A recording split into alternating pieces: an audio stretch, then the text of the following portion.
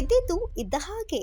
ಮಾಯಗೋನಹಳ್ಳಿ ಗ್ರಾಮ ಪಂಚಾಯಿತಿಗೆ ಅಧ್ಯಕ್ಷರ ಚುನಾವಣೆಗೆ ಯಾರೂ ನಾಮಪತ್ರ ಸಲ್ಲಿಸದ ಹಿನ್ನೆಲೆ ನೂತನ ಅಧ್ಯಕ್ಷರಾಗಿ ಹೂವಿನಹಳ್ಳಿ ಗ್ರಾಮದ ಪುಷ್ಪಲತಾ ಅವರ ಅವಿರೋಧವಾಗಿ ಆಯ್ಕೆಯಾಗಿದ್ದಾರೆಂದು ಚುನಾವಣಾಧಿಕಾರಿ ತಾಲೂಕು ಪಂಚಾಯಿತಿ ಕಾರ್ಯನಿರ್ವಹಣಾಧಿಕಾರಿಯಾದ ಸತೀಶ್ ರವರು ಘೋಷಣೆ ಮಾಡಿದರು. ಹೂವಿನಹಳ್ಳಿ ಗ್ರಾಮದ ಮಾಜಿ ಜಿಲ್ಲಾ ಪಂಚಾಯಿತಿ ಸದಸ್ಯ ಚಂದ್ರಣ್ಣರವರ ಧರ್ಮಪತ್ನಿ ಪುಷ್ಪಲತಾ ರವರು ನೂತನ ಅಧ್ಯಕ್ಷರಾಗಿ ಆಯ್ಕೆಯಾದ ಹಿನ್ನೆಲೆ ಅಭಿಮಾನಿಗಳು ಪಟಾಕಿ ಸಿಡಿಸಿ ಸಂಭ್ರಮಿಸಿದರು. ನೂತನ ಅಧ್ಯಕ್ಷರಾದ ಪುಷ್ಪಲತಾ ಅವರು ಮಾತನಾಡಿ, ಅಧ್ಯಕ್ಷರಾಗಿ ಆಯ್ಕೆ ಮಾಡಿದ ನನ್ನೆಲ್ಲ ಸದಸ್ಯರಿಗೆ ಧನ್ಯವಾದಗಳು. ಪಂಚಾಯಿತಿ ವ್ಯಾಪ್ತಿಯಲ್ಲಿ ನೀರು, ವಿದ್ಯುತ್ ಮತ್ತು ರಸ್ತೆಗೆ ಮೊದಲು ಆದ್ಯತೆ ನೀಡಿ ಗ್ರಾಮೀಣ ಪ್ರದೇಶದ ಅಭಿವೃದ್ಧಿಗೆ ಶ್ರಮಿಸುವೆ ಎಂದು ತಿಳಿಸಿದರು.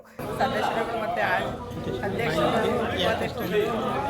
ಸೇರಿ ನಮ್ಮ ಅವಿರೋಧ ಆಯ್ಕೆ ಮಾಡಿರೋದ್ರಿಂದ ಅವ್ರಿಗೆಲ್ಲ ತುಂಬ ಸ್ವಾಗತ ಹೇಳಕ್ಕೆ ಬಯಸ್ತೀನಿ. ಆಮೇಲೆ ಈ ಪಂಚಾಯತಿಲಿ ಏನು ಮಾಡಬೇಕು, ಏನೇನು ಮಾಡಬೇಕು ಅಂತ ಹೇಳ್ತೀನಿ ಅದೆಲ್ಲ ಮಾಡ್ತೀನಿ. ಬಟ್ ಒಳ್ಳೆ ಥರದಲ್ಲಿ ಮಾಡ್ತೀನಿ ಅನ್ನೋದು ನಾನು ಮಾಯಗೋನಹಳ್ಳಿ ಕ್ಷೇತ್ರದಿಂದ ಆಯ್ಕೆಯಾಗಿರೋದು ಅಧ್ಯಕ್ಷರಾಗಿ.